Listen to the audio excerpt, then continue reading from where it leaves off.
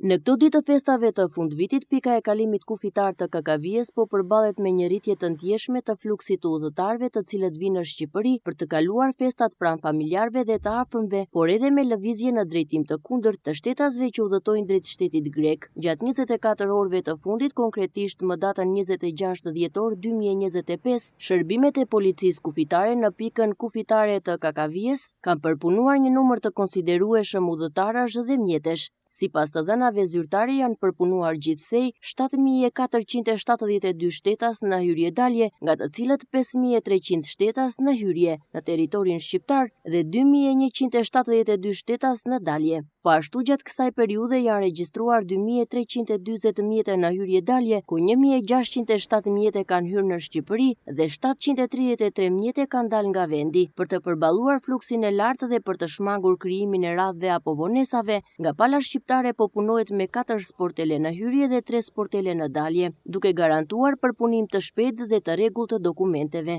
Sipas burimeve zyrtare, gjatë këtyre 24 orëve situata në këtë pikë kufitare ka qenë e qetë dhe pa problematika, ndërsa shërbimet e policisë kufitare vijojnë punën me intensitet të shtuar për të garantuar një kalim sa më normal dhe të sigurt për qytetarët. Në kuadër të masave të marra për festat e fundvitit, policia kufitare ka shtuar numrin e shërbimeve në terren, ka riorganizuar turnet e punës dhe është në gatishmëri të plotë për menaxhimin e flukseve të pritshme në ditët në vijim. Po ashtu në bashkëpunim me autoritetet homologe greke po punohet për të lehtësuar qarkullimin dhe për të shmangur bllokimet në pikën kufitare. Autoritetet u bëjnë apel qytetarëve që të planifikojnë udhëtimet, të respektojnë rregullat e qarkullimit dhe të kenë dokumentacionin e nevojshëm, ndërsa fluksi i lëvizjeve pritet të vijojë edhe gjatë ditëve në vijim.